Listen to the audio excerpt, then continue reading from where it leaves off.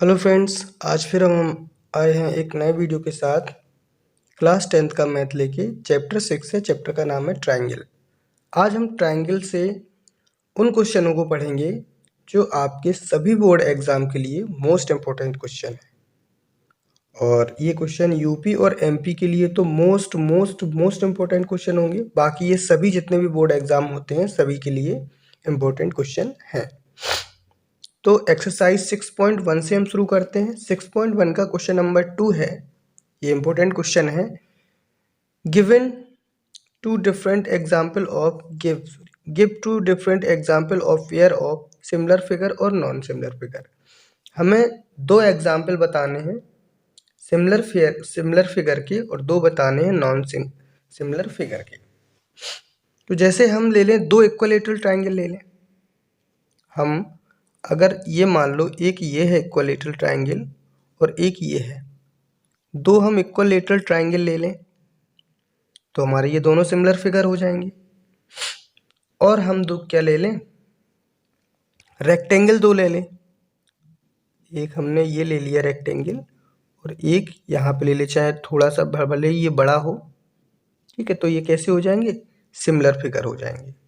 यहाँ पे हम लिख भी सकते हैं, ये लिखा हमने टू इक्विलैटरल ट्रायंगल और टू रेक्टेंगल, ऐसा लिख सकते हैं। ये हो गया सिमिलर फिगर के लिए। नॉन सिमिलर फिगर है तो नॉन सिमिलर के लिए जो सिमिलर फिगर ही ना हो वो बताने हैं। जैसे हमने एक ले लिया ट्रायंगल और एक ले लिया हमने स्क्वायर, तो ये नॉन सिमिलर फिगर है। फिर हमने एक ले लिया रेक्टेंगल और एक ले लिया हमने ट्रेपेजियम, तो ये भी हमारे कैसे हैं, नॉन सिमिलर फिगर है। तो ये क्वेश्चन नंबर 2 हो गया। अब चलते हैं क्वेश्चन नंबर 3 की तरफ। क्वेश्चन नंबर 3 में है, question state whether the following quadrilateral are similar और नॉट। हमें बताना है कि इन ये दोनों फिगर में ये दोनों फिगर सिमिलर हैं कि नहीं है। देखो सबसे पहले हम साइड देखते हैं, तो साइड का रेशियो तो इक्वल है। जो रेशियो होगा वो तो इक्वल होगा, क्योंकि यहाँ पे 1.5 है सभी में, यहाँ पे 3 है। यहाँ सभी में 1.5 है, 1.5 है और यहाँ पे सभी में 3 है। तो यहाँ से तो ये सिमिलर दिख रहा है, लेकिन सिमिलर कहाँ से नहीं दिख रहा है, यहाँ पे देखो एंगल होगा।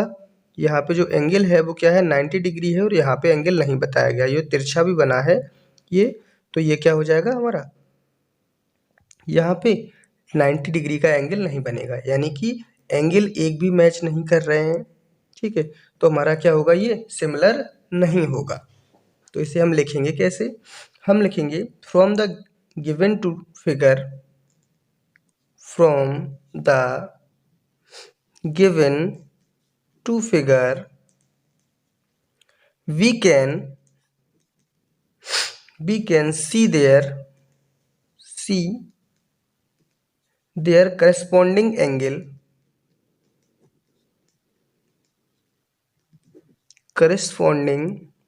angles are different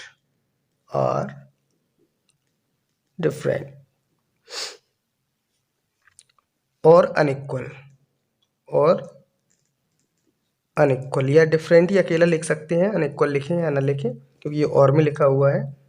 therefore they are not, यहाँ पे लिख देंगे therefore they are not similar, मतलब इसलिए ये सिमिलर नहीं है, क्योंकि इनके एंगल इक्वल नहीं है तो ये सिमिलर नहीं है। तो इसका क्वेश्चन नंबर 3 हो गया। इसमें एक्सरसाइज 6.1 में इतना ही करना है। अब चलते हैं एक्सरसाइज 6.2 की तरफ। 6.2 में आपका फर्स्ट का सेकंड वाला पार्ट है। फर्स्ट का फर्स्ट वाला पार्ट आपको बिल्कुल भी नहीं करना है, फर्स्ट का सेकंड जो पार्ट है वो करना है आपको। ये फिगर दिया है, इसमें बताया गया है कि DE BC के पैरेलल है, यानी कि जो DE है वो BC के पैरेलल है। यहाँ पे थोड़ी लाइन तिरछी बनी हुई है, फिगर हम सही से नहीं बना पाए। तो ये DE है वो BC के कैसे है, पैरेलल है। तो फाइंड AD, तो हमें क्या करना है, AD फाइंड करना है। तो देखिए यहाँ से हम क्या करेंगे, हमें क्या दिया हुआ है, एक ट्रायंगल दिया है ABC। तो इस ABC में अगर हम BPT का यूज़ करें, बेसिक प्रॉपर्टी थ्योरम का यूज़ करें, तो यहाँ पे क्या हो जाएगा, AD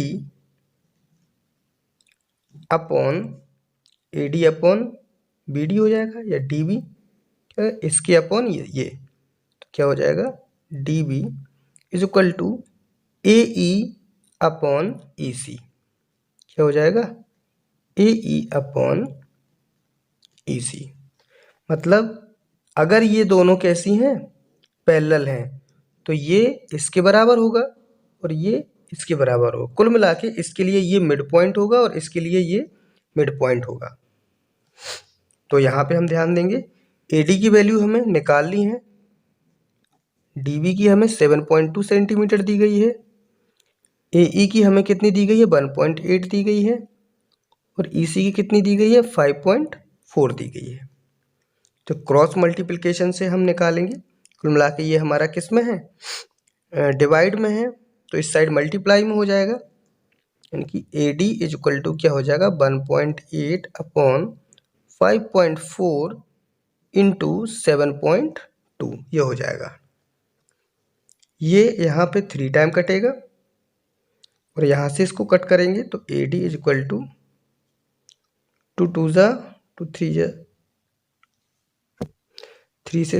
3 से इसको कट करेंगे तो कितना आ जाएगा, 2.4 सेंटीमीटर। तो ये ए डी निकाल ली यहाँ से, ये इसका आंसर हो गया। अब चलते हैं इसके क्वेश्चन नंबर सेकंड की तरफ। सेकंड क्वेश्चन ये दिया हुआ है, E and F R point on the side P Q and P R. E और एफ और पी क्यू और पी क्यू आर के ये क्या है, पॉइंट दिए गए हैं respectively of a triangle P Q R. ये ट्राइंगल दिया गया P Q R. For each of the following cases state whether E F parallel Q R. E F हमें क्या दिया गया है, ई एफ क्यू आर के पैरेलल दिया गया है, तो ये हमें बताना है। ये पी ई दिया है, ई क्यू, पी एफ और एफ आर ये सभी दिए हैं हमें। तो हमें कुल मिला के यहाँ पे ये दिखाना है कि ई एफ है जो क्यू आर के पैरेलल है या नहीं है। ये सारी चीज़ें दी गई हैं, इन चीज़ों से हमें ये बताना है कि ई एफ है वो क्यू आर के पैरेलल है या नहीं है। तो सीधी सी बात है, P E upon E Q और P F upon F R अगर इनकी वैल्यू इक्वल आती है तो हमारा जो ई एफ होगा क्यू आर के पैरेलल होगा, नहीं तो नहीं होगा। कुल मिला के अगर हम ऐसा भी निकालें तब भी हो जाएगा कि ई को अगर हम पी क्यू का मिड पॉइंट बता दें और एफ को पी आर का मिड पॉइंट बता दें तब भी हमारा ये प्रूव हो जाएगा। तो देखते हैं हम यहाँ पे पी ई हमें फॉर्मूला हमारा जो यहाँ से बनेगा वो क्या बनेगा, पहले P E upon E Q निकाल लेते हैं। P E upon E Q, तो पी ई कितना दिया है 3.9 अपॉन ई क्यू क्या दिया है 3 से 3.9 को कट किया, 3 पॉइंट बन जाए 3 3 जा 9, यानी 1.3 सेंटीमीटर आया P E upon E Q. अब क्या निकालेंगे, P F upon F are. P F upon F are, तो पी एफ कितना दिया है 3.6, एफ आर दिया है कितना 2.4 दिया गया है। तो इसको हम कट करेंगे, इसको यहाँ से कट किया तो कितना आया 1.5 आया। यानी कि यहाँ से हमें क्या देखने को मिला कि जो P E upon E Q है वो इसके P F upon F R के इक्वल नहीं है। जब ये इसका और इसका मतलब इसका रेशियो इसके रेशियो से बराबर नहीं है, P E upon E Q P F upon F R के इक्वल नहीं है, तो हम ई एफ को क्यू आर के पैरेलल नहीं बोल सकते हम। तो यहाँ पे लिख देंगे therefore E F is not parallel to Q R. अब चलते हैं, सेम यही है अगला वाला क्वेश्चन है। पी ई 4 दिया है, क्यू ई 4.5 दिया है, पी एफ 8 दिया है और आर एफ 9 दिया है। तो इसी हम भी फिर भी ऐसा ही करेंगे। तो P E upon E Q निकाल लेते हैं अभी हम, P E upon E Q. तो पी ई हमें कितना दिया गया है 4, ई क्यू कितना दिया है 4.5, ये हमें दिया गया है। तो यहाँ से ये पॉइंट हटाएंगे तो यहाँ पे 0 लग जाएगा, 40 अपॉन 45 हो जाएगा। तो इसको हम क्या करते हैं, कट करते हैं। 5 8 जा 40, 5 9 जा 45, 8/9 हो गया। अब हम निकालेंगे P F upon F are. क्या निकालेंगे हम, P F upon F are. P F हमें कितना दिया है 8, एफ आर कितना दिया है 9। तो हम क्या देखते हैं कि ये इसके इक्वल है, ये भी 8/9, ये भी 8/9। तो हम यहाँ से लिख सकते हैं कि P E upon E Q is equal to P F upon F R. ये दोनों इक्वल है, तो यहाँ से हम बोल सकते हैं therefore E F parallel to Q R. E F parallel to Q R. तो ये पैरेलल है, यहाँ पे पैरेलल नहीं था क्योंकि दोनों इक्वल नहीं आ रहे थे, यहाँ पे इक्वल है तो ये पैरेलल है। इसी तरीके से आपको इसका थर्ड पार्ट भी करना है, सेम इसी तरीके से आपको करना है। 2 हमने आपको बता दिए हैं, थर्ड आप करेंगे। अब चलते हैं इस एक्सरसाइज के क्वेश्चन नंबर 7 की तरफ। क्वेश्चन नंबर 7 ये दिया गया है, using basic property theorem prove that a line drawn through the mid point as one side of a triangle parallel to another side bisect the third side. यहाँ पे हमें से ये प्रूव करना है। तो देखते हैं हम। सबसे पहले ये हमने डायग्राम बना लिया है, दिया क्या गया है, तो यहाँ पे लिखेंगे गिवन इन ट्रायंगल एबीसी। इस एबीसी ट्रायंगल में क्या दिया गया, D is the mid point of A B. यहाँ पे लिखेंगे D is the mid point of A B. जब डी ए बी का मिड पॉइंट है तो हम इसको ऐसे लिख सकते हैं, A D is equal to D B. ये भी इक्वल हो जाएगा, अगर ये मिड पॉइंट है तो ये इसके इक्वल होगा। तो हम क्या लिख देंगे, A D is equal to D B, इतना भी लिख देंगे। फिर लिखेंगे a line parallel to B C. A line parallel to B C intersect A C at E. A C at E. देखिए अब यहाँ से क्या होगा, यहाँ से ये हो जाएगा जो डी ई है वो बी सी के क्या होगा, पैरेलल होगा। ठीक है, तो यहाँ पे हम क्या लिखेंगे, D E parallel to B C. ठीक है, ये हमारा गिवन वाला पोर्शन हो गया। अब हमें प्रूव क्या करना है, तो यहाँ पे प्रूव लिखेंगे। प्रूव हमें करना है E is the mid point of A C. E is the mid point of A C. हमें प्रूव ये करना है कि जो ई है वो ए सी का क्या है, मिड पॉइंट है। तो डी तो हमने पहले ही बताया था कि डी मिड पॉइंट है ए बी का। तो यहाँ पे सॉल्व करेंगे, सॉल्व जब करेंगे तो लिखेंगे E D is the mid point of A B. D is the mid point of A B. तो हम क्या लिख सकते हैं, डी मिड पॉइंट है तो A D upon D B. A D is equal to D B, ये इसके बराबर होगा। जो ए डी है वो डी बी के बराबर होगा अगर डी मिड पॉइंट है तो। यहाँ से हम क्या करेंगे, ए डी डी बी को इस साइड लाएंगे। इसे हम ऐसे लिख सकते हैं मल्टीप्लाई 1 का अगर मल्टीप्लाई कर देंगे कोई अंतर नहीं आएगा। तो डी बी को इस साइड लाते हैं, अब अपॉन क्या हो जाएगा, D B is equal to 1। इसे हमने मान लिया क्वेश्चन नंबर फर्स्ट, ये हो गया। अब यहाँ पे हम लिखेंगे इन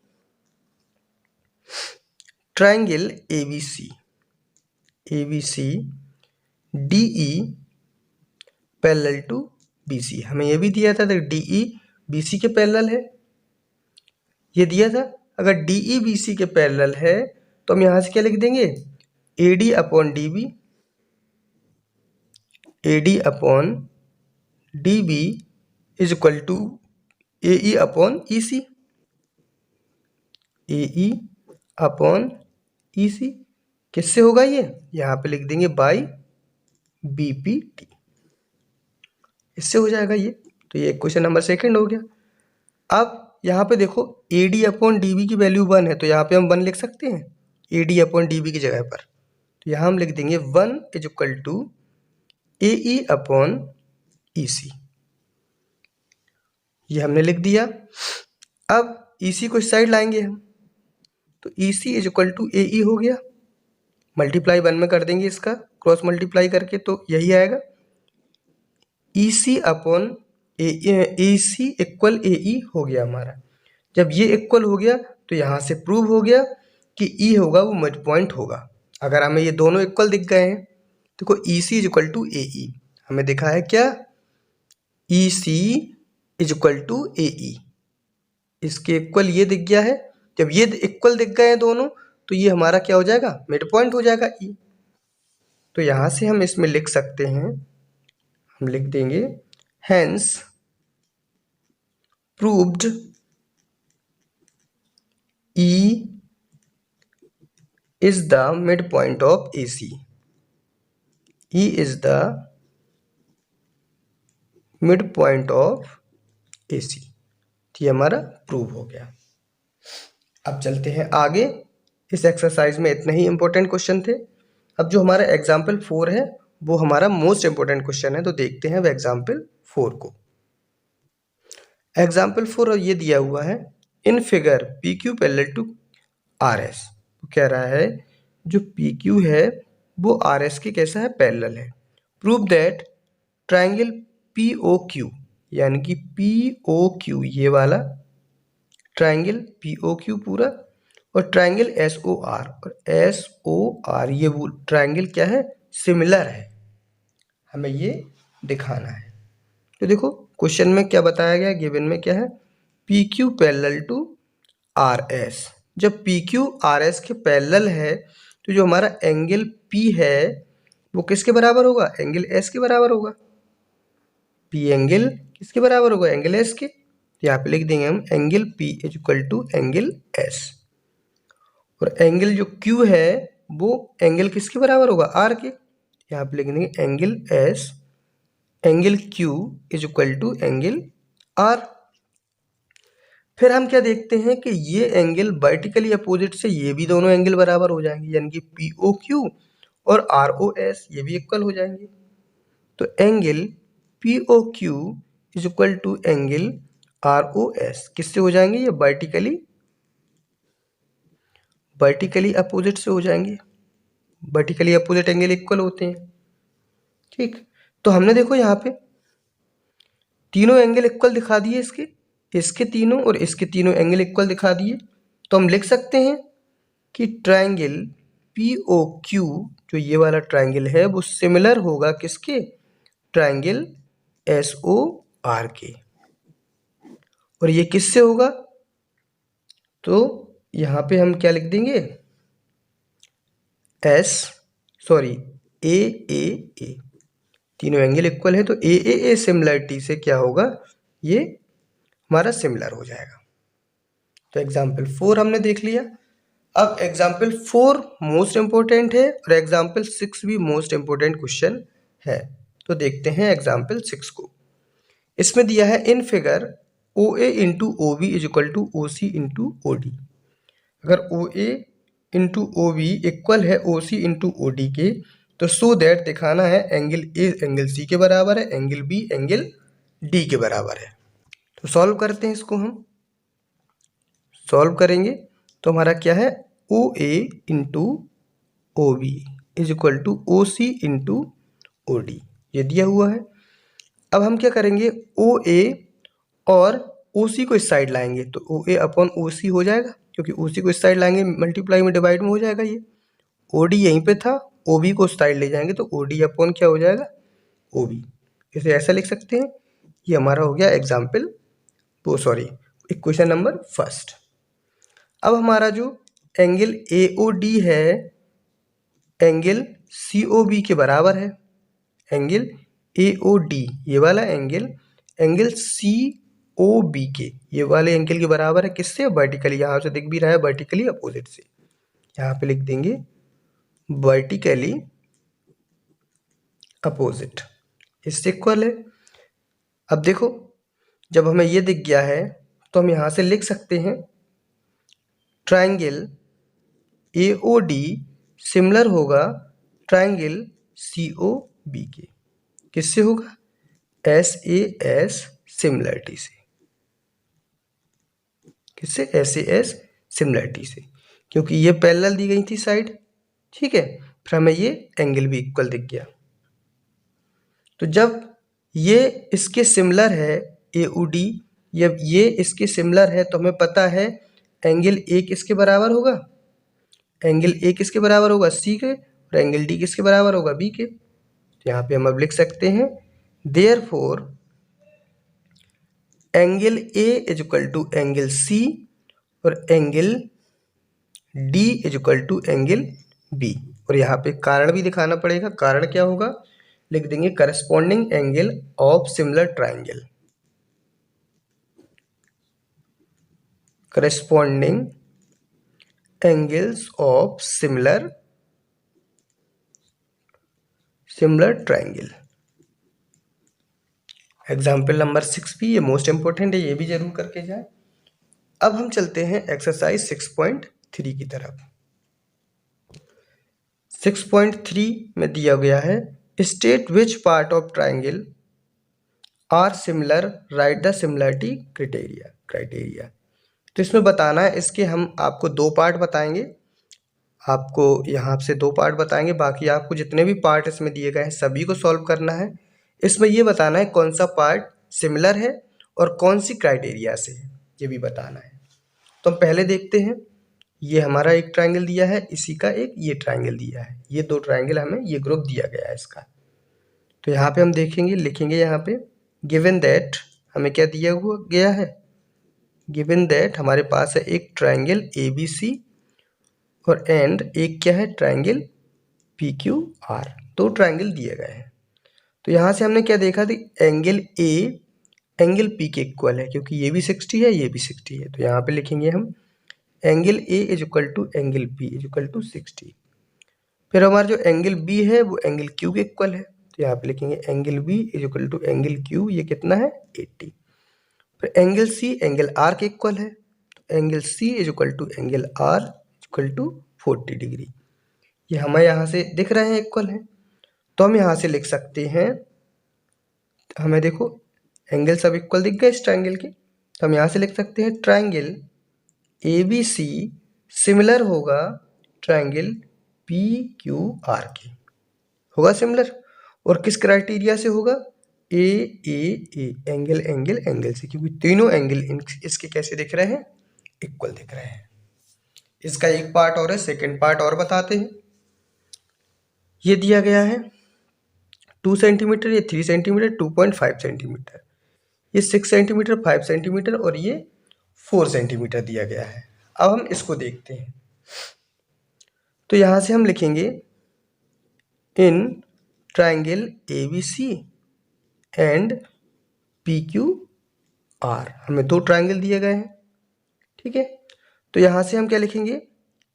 इनका रेशियो लिखेंगे, AB अपॉन QR लिख देंगे, AB अपॉन QR। AB कितना दिया गया है? 2 और QR कितना दिया गया है? 4। तो 2 1 जा 2, 2 2 जा 4। फिर हम लिखेंगे BC upon PQ, BC upon PQ। BC कितना दिया गया है? 2.5 और PQ कितना दिया है? 5। देखो 2.5 2 जा 5, 1/2 आ गया।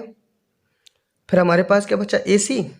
तो यहाँ पे क्या लिख देंगे? AC upon PR, AC upon PR। तो AC कितना दिया गया है? 2 और PR कितना दिया गया है? 6 दिया गया है। सॉरी, यहाँ पे ये 3 दिया गया है। AC कितना दिया गया?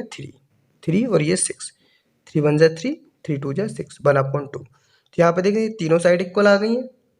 जब तीनों साइड इक्वल आ गई हैं तो हम यहाँ से लिख सकते हैं ट्राइंगल ABC सिमिलर होगा ट्राइंगल इसके QRP के या PQR के, किसके? PQR के। और ये किससे होगा? किस क्राइटेरिया से होगा? SSS से। क्योंकि तीनों साइड इक्वल है तो एस एस एस सी होगा। अब इसके अगले जो पार्ट हैं वो आपको करने हैं और पूरा 6 का हमने यहाँ पे समझा दिया है आपको। आशा करते हैं कि ये वीडियो आपको अच्छा लगा होगा, क्वेश्चन समझ में आए होंगे। अगर वीडियो अच्छा लगा हो, क्वेश्चन समझ में आए हों तो आपसे एक हम्बल रिक्वेस्ट है कि वीडियो को लाइक ज़रूर करें और एक कमेंट करें, और अगर चैनल अभी तक सब्सक्राइब नहीं किया है तो चैनल को सब्सक्राइब करें। मिलते हैं नेक्स्ट डे चैप्टर 7 के साथ। चैप्टर 7 में जो भी इम्पोर्टेंट क्वेश्चन होंगे उसके साथ मिलते हैं आपको। Thank you so much.